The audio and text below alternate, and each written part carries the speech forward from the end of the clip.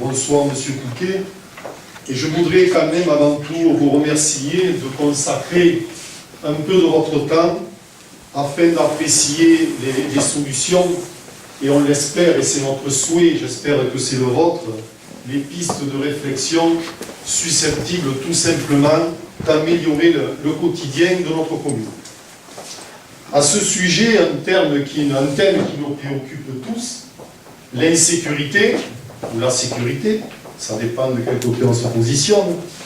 Et à ce sujet, depuis quelque temps, M. Couquet, campagne municipale oblige, on entend et on lit des propos contradictoires sur la sécurité à Agde. D'une part, un député socialiste qui demande que notre ville soit classée en zone de sécurité prioritaire, rien que ça, à croire qu'on compare la commune d'Agde, du Cap d'Agde, de la Tamaricière à Vaux-en-Velin.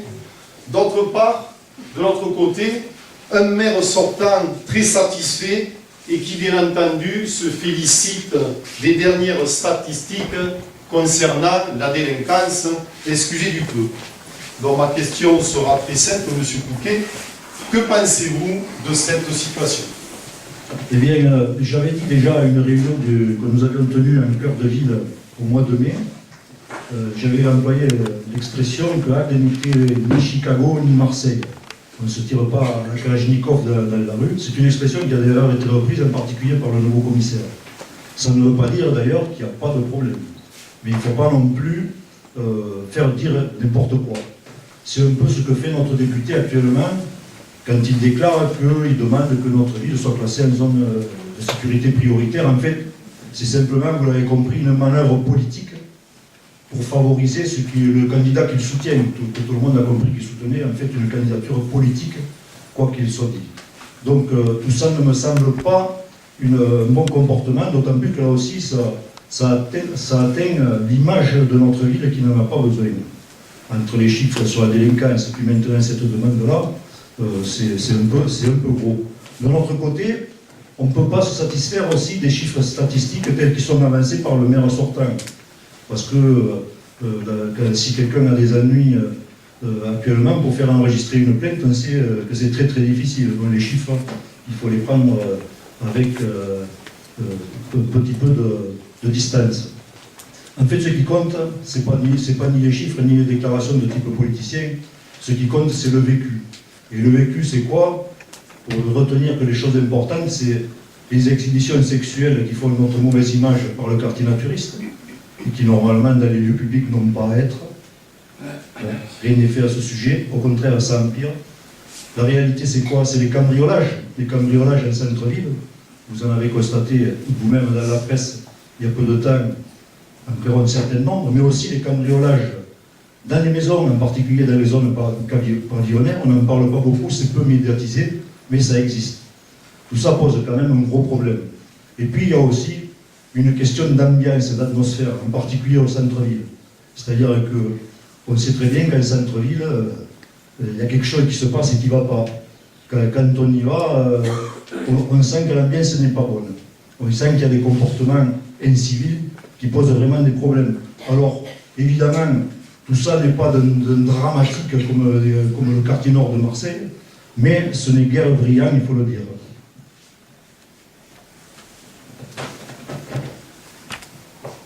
Concernant les problèmes engendrés par l'insécurité, malheureusement il y en a, certaines personnes ont l'habitude d'effectuer des amalgames et d'établir hâtivement une analyse de la situation sécuritaire de notre commune d'une manière désinvolte et je dirais presque irresponsable. On n'est pas là pour noircir un tableau, on n'est pas là non plus pour raconter n'importe quoi. Ne pensez-vous pas, M. Couquet, à ce sujet qu'on fait un peu l'amalgame de tout ce qui se dit, de tout ce qu'on entend, en clair, qu'on met tout dans un même panier? Oui, je crois que c'est un sujet tellement sérieux qu'il faut le dire bien clairement. Il y a la police nationale, il y a la police municipale. Ils ont des rôles complémentaires, mais ce ne sont pas les mêmes. La police nationale, certes, on n'a pas demandé une zone de sécurité prioritaire qu'on n'aura jamais de toute façon, mais il faudrait au moins que le ministère de l'Intérieur nous attribue les 10% d'effectifs qui n'ont pas été remplacés après le départ à la retraite d'un autre commissariat. Et comme ça, déjà, la police nationale pourrait avoir une action plus efficace.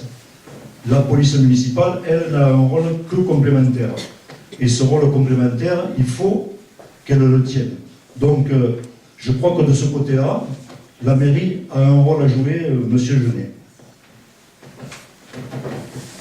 Alors il ne faut pas oublier que le maire, et on a tendance quand même à l'oublier, le maire, par la fonction qu'il exerce, représente l'autorité de police sur sa commune.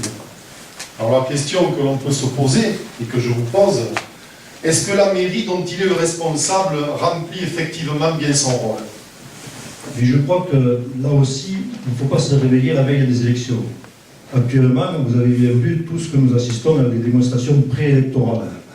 Il suffit d'aller dans quelques ronds-points d'Agde ces derniers temps, et vous pouvez constater qu'il y a 6, 7, 8 policiers, en particulier municipaux, et qu'est-ce qu'ils font? Ben, ils contrôlent les citoyens lambda comme nous pour nous donner l'impression qu'ils font quelque chose. Ils font quelque chose, mais c'est peut-être pas ça qu'on attend d'eux. Et si c'est pour juste arrêter après les élections, c'est pas terrible non plus. Donc je crois que tout ça, ce sont vraiment des postures dont il faut se méfier. C'est pas comme ça qu'on va régler les problèmes. On ne va pas régler les problèmes non plus par les fameux rappels à l'ordre qui ont été mis en place à la maison de la justice.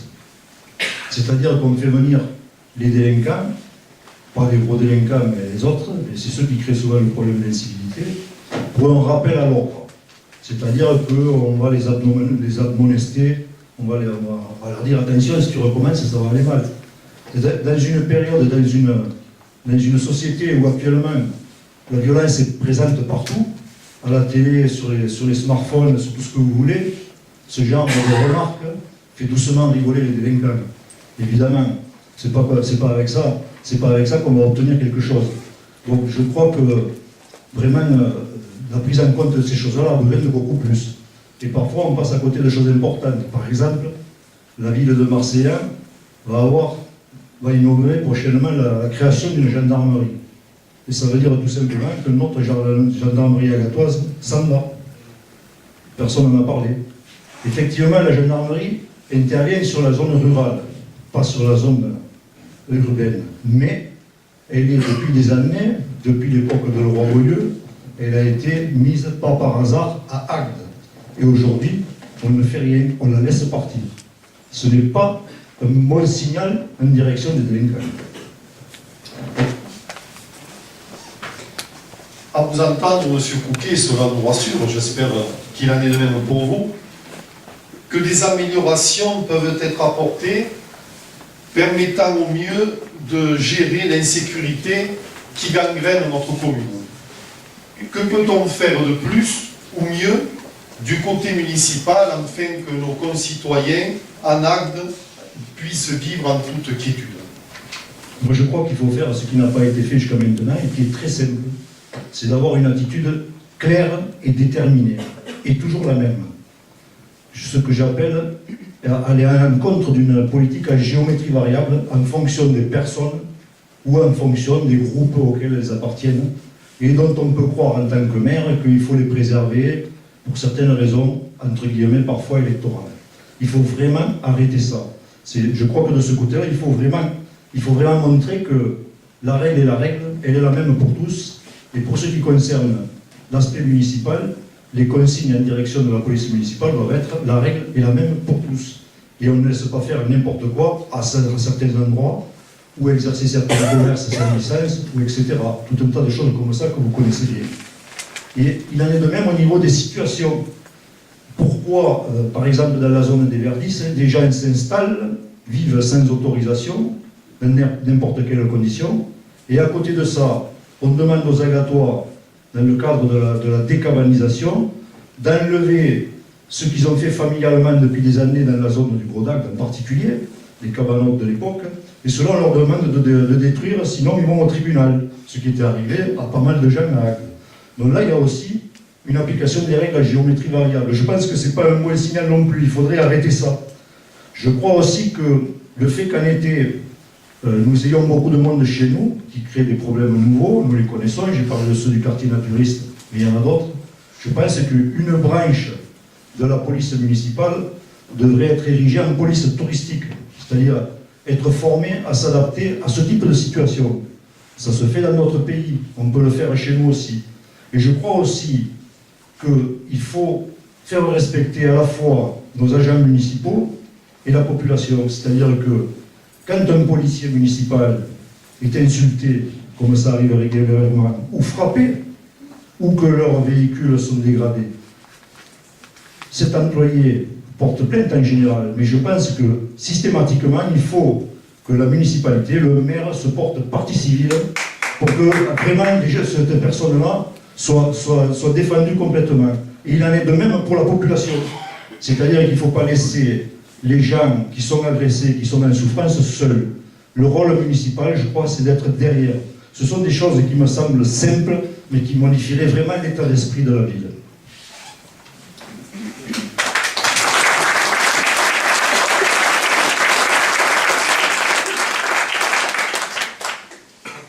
Durant l'année écoulée, Agde, et particulièrement le centre-ville, a connu des braquages avec violence de plusieurs commerces. Mais également, tous les quartiers sont touchés par des cambriolages de résidences principales et de résidences secondaires. La municipalité a-t-elle un rôle à jouer, M. Couquet, afin de limiter ce genre de méfaits, douloureux pour ceux qui les subissent, et en plus néfastes à l'image de notre ville? Bien, je vais vous répondre à votre question, mais apparemment, je vais vous dire un message que j'ai reçu qui a été envoyé par un citoyen du centre-ville d'Agde à tous les candidats aux élections municipales. Je lis un morceau. Fatigué, découragé, écœuré, je n'ai plus de mots pour exprimer le sentiment d'injustice que je ressens quant à la facilité qu'ont certaines personnes malhonnêtes à faire régner leurs lois dans quelques rues du centre historique. Au vu et au su de tous, on pille et vandalise les appartements jusqu'à décourager les propriétaires pour ensuite s'approprier purement et simplement les locaux vides et les sous-louer de façon complètement illégale. Pour ma part, je viens d'être victime d'un 4e cambriolage. Quand je dis cambriolage, je devrais dire vandalisation. Ballons d'eau chaude, prises électriques, radiateurs, robinetteries et même fenêtres ont été volés. Portes et verrous immédiatement fracassés. Imaginez le temps nécessaire pour démonter tout cela et donc la tranquillité avec laquelle ces personnes opèrent. Il m'est arrivé exactement la même chose l'année dernière. J'ai été indemnisé par mon assurance, j'ai refait les travaux, j'ai dépensé des dizaines de milliers d'euros pour remettre en état cet immeuble. Aujourd'hui, je ne souhaite qu'une chose, m'en séparer sans perdre trop de ce que j'ai investi en temps et en argent. Je suis écœuré de savoir que la personne en question, connue de tous, mais que je ne nommerai pas, etc., etc. C'est ça qui se produit en centre-ville et dont tous vous avez entendu parler. Ça, c'est un exemple hier à Agde. Donc ces choses-là, vraiment, ça commence à devenir totalement intolérable. Il faut que nous réagissions, nous les Agatois. Alors par rapport à la question que vous m'avez posée, M. Jeunet, je peux dire que sur Agde, il existe une vidéosurveillance qui a été créée du temps du maire précédent. C'était d'ailleurs une innovation importante à l'époque.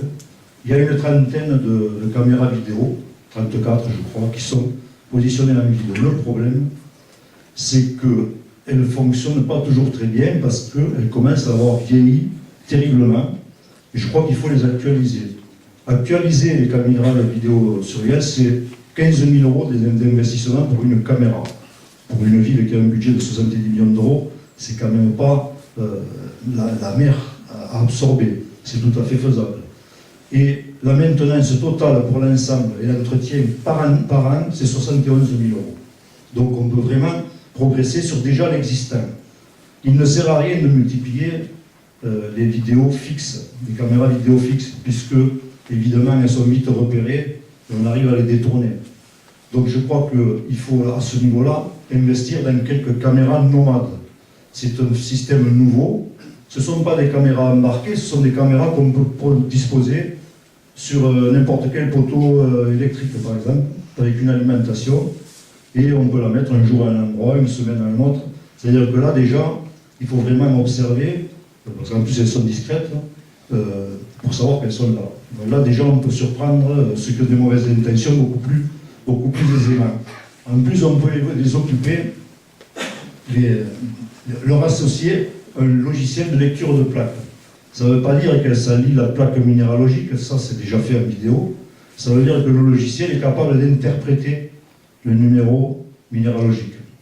Et donc, si c'est une voiture volée ou si c'est une voiture qui appartient à quelqu'un qui peut poser des problèmes, c'est tout à fait identifié immédiatement au centre de superviseur européen. Avec ça, on pourrait faire des progrès importants. Et je crois aussi qu'on pourrait mettre en place une surveillance physique. C'est-à-dire que la police nationale le fait parfois, des patrouilles, mais probablement pas suffisamment.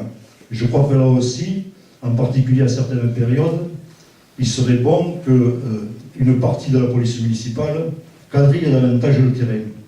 Je crois que le fait qu'ils se promènent par 6 ne me semble pas... Ça fait une démonstration de puissance, mais c'est purement symbolique. Je crois qu'ils pourraient faire d'une manière différente et quadriller davantage le terrain pour protéger nos biens, tout simplement.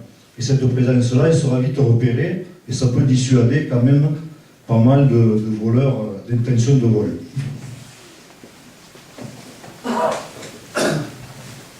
Nous venons donc, puisqu'on arrive à la dernière question concernant la sécurité, d'aborder un sujet délicat, important, vital pour notre commune et nos concitoyens. Monsieur Pouquet, en conclusion sur cette question primordiale, pouvons-nous et surtout devons-nous espérer un avenir meilleur pour notre commune? Moi, je veux dire que dans ce que je viens de décliner en répondant à vos questions, j'ai dit des choses simples, tout à fait applicables et qui ne coûtent pas une fortune. Je pense que ce qui est important dans une république comme la nôtre, c'est de défendre un de ses premiers principes, c'est-à-dire d'assurer la sécurité publique. Le maire a un rôle pour ça. Et la police municipale aussi. Pour la part qui nous concerne, il faut le faire jusqu'au bout. Je crois que c'est un rôle qu'il faut faire vraiment, et je crois qu'on ne peut pas laisser ça de côté. Et comme je l'ai dit tout à l'heure, si le maire et son équipe, accompagnés de la population, sont vraiment clairs et déterminés par rapport à cette question, qu'ils montrent qu'ils vont faire respecter leur ville et leur population, ça se saura et ça aura des conséquences.